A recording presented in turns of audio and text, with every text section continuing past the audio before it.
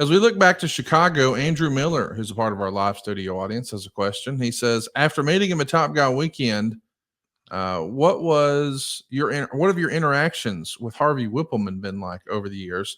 The real life downtown Bruno Lauer. What can you tell us about Bruno? He worked behind the scenes for WWE forever, man. Yeah, and Harvey was such a valuable asset. Everybody needs things. They need cigarettes, or they need uh, something, whatever it may be. And Harvey was always right on the spot. And if you needed something, he'd ask you 2 or 3 times during the day, "Do you need anything?" He's a team player all the way, and a good guy. He didn't get the respect that he probably had earned. I think maybe we might say that his job was taken for granted by some, and that's not good. But he was a valuable member of our team, Conrad. I'm sure glad he was there to help me when I needed it, and he'd offer little suggestions here, there, and yon. But a good guy, hard worker, reliable as hell, and that's what I loved. One of the things I loved about Harvey, he's just a likable, good person, and he's still thankful, as am I, to still be in the wrestling business, because those appearances, he could be booked on appearances every weekend if he wanted to. He's very amenable to meeting people and talking, so it's good. But I'm glad he was there, and I just hope that he stays in good health, and we see more of Harvey Whippleman in different areas as we can. Yeah, well, I think we'll be seeing more of Harvey Whippleman. I do want to ask you about somebody we have been seeing a lot more of, and that's JBL. He showed up over the weekend at Center Stage in downtown Atlanta to make the save for Brock Anderson. Brock is teaming with CW Anderson, his cousin, and they're Wink, having a lot of wink, fun. wink. And they're having a lot of fun in MLW. But so far, we've seen JBL, take over a Triple Mania, and then we've seen him show up in TNA. We've seen him at GCW. We've seen him at OVW. Now we've seen him at MLW. This is like a Clothesline from Hell World Tour. What do you think about JBL spreading out a little bit here? Well, he's a marketing genius, Conrad. He's got himself relevant without being on AEW or WWE television, and that's not easy. Right. So I admire his fortitude as far as wanting to get relevant again. Relevancy creates cash, without question. So I think John's a very much a underrated guy, and he's creating a need to see him if he's booked on an indie show. Because hell, all he's got to do, he doesn't have to wrestle. He's an attraction, and Yes. as long as he can deliver that clothesline, Conrad, that's what they come to see anyway. He'll knock somebody's head off, and boy, he's physical too, and smart, and as I said, reliable. He's a businessman, and he knows how to get things done. And I'm glad he's back in the game, so to speak. It's interesting because, he hasn't wrestled a match yet. I mean, he's only shown up in jeans and cowboy boots and a hat and a duster. He's not cut a bunch of promos. He's never been advertised. I mean, I don't think I've seen him advertised anywhere. It's always been a surprise appearance. Yeah. I know that there's some internet fans who are saying, "Oh, he must need a payday." Hey, here's a spoiler: John Layfield doesn't need a payday. Yeah, But, that's right. but I am curious. Like, where do you think this is going? Do you think, Boredom. I think it's boredom. He loves the wrestling business, and he's bored sitting on the sideline.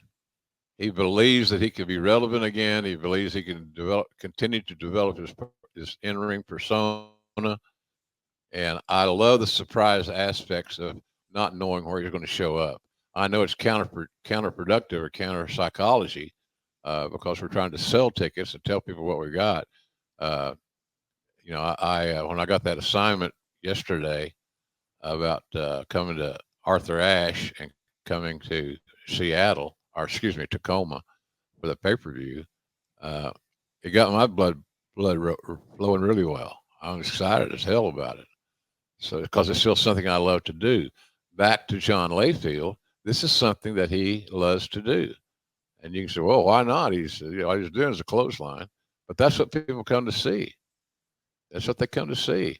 And his finish hold, that clothesline, it's easy for a green indie guy or an overweight indie guy or whatever to take.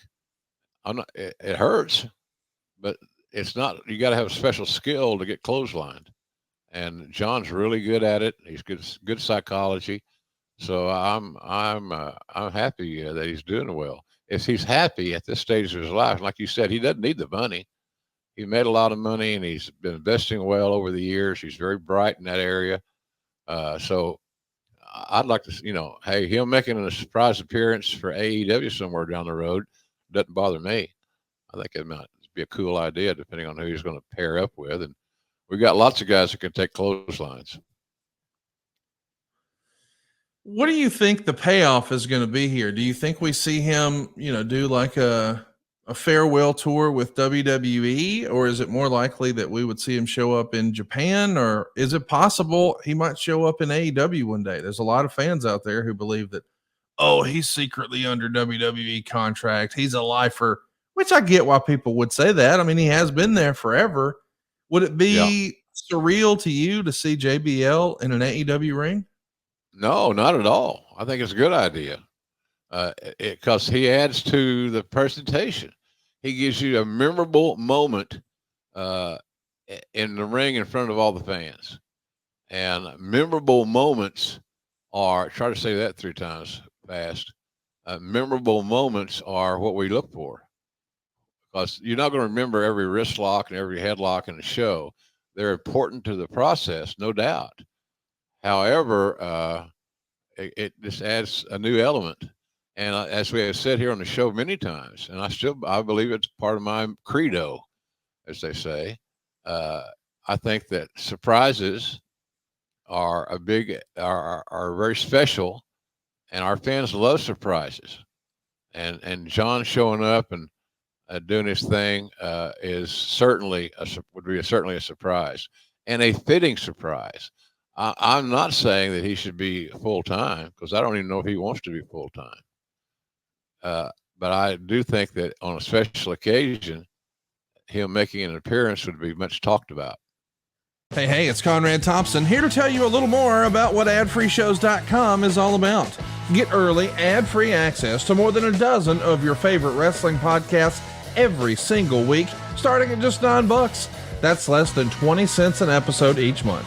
And yes, you can listen to them all directly through Apple Podcasts or your regular podcast apps. How easy is that? Ad-Free Shows also has thousands of hours worth of bonus content and docuseries like Title Chase, Eric Fires Back, Conversations with Conrad, and The Insiders. Plus new series like The Book with David Crockett, Monday Mailbags with Mike Chioda and Nick Patrick, and a whole lot more. And you want to talk about early? You can't get any earlier than listening to the shows live. You can be a part of the live studio audience as we record the podcast. Plus, ride shotgun alongside your favorite childhood heroes for live watch-alongs, Q&As, and other interactive experiences every single month.